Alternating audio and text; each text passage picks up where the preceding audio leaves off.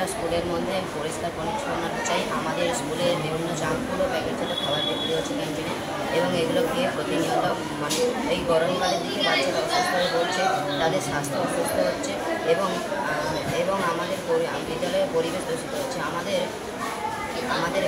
Dustbin থাকা সত্ত্বেও সেখানে আমাদের স্কুলের ছেলেরা কেউ প্যাকেটজাত দ্রব্য ফেলছে না।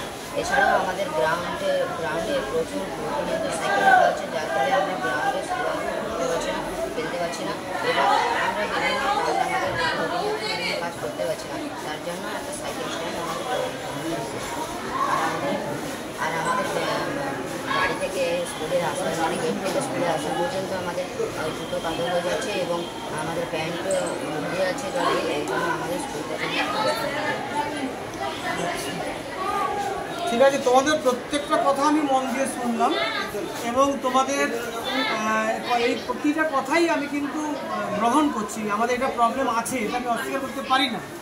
আমাদের বিদ্যালয়ে এই প্রবলেমগুলো আছে। এখন প্রথম প্রশ্ন সেটা হচ্ছে যে তোমরা বলো, তোমরা কি মনে প্রাণে সেই মানসিক স্তরে গেছো যে স্তরে গেলে যে আমরা জাঙ্ক ফুড খাবো না?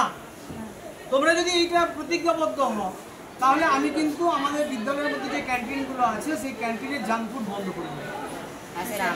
তোমাদেরকে এটা বন্ধ, যদি সত্যিকার এটা বন্ধ করতে হয় তাহলে কিন্তু তোমাদের সহযোগিতা লাগবে।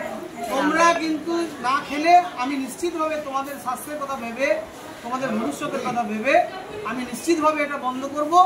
এবং এই যে প্যাকেটজাত খাদ্যের যে প্রচলন, এটা তো বাবু আমরা করিনি, এটা তো আস্তে আস্তে আস্তে সামাজিক নিয়ম, মানব সভ্যতার অগ্রগতির সাথে সাথে এই ধরনের নতুন নতুন খাদ্য প্রক্রিয়াকরণ শিল্প এসছে, তার ফলে প্যাকেটজাত খাদ্য বিক্রি হচ্ছে। এটা এখন প্রধানত ব্যবসার বিষয়।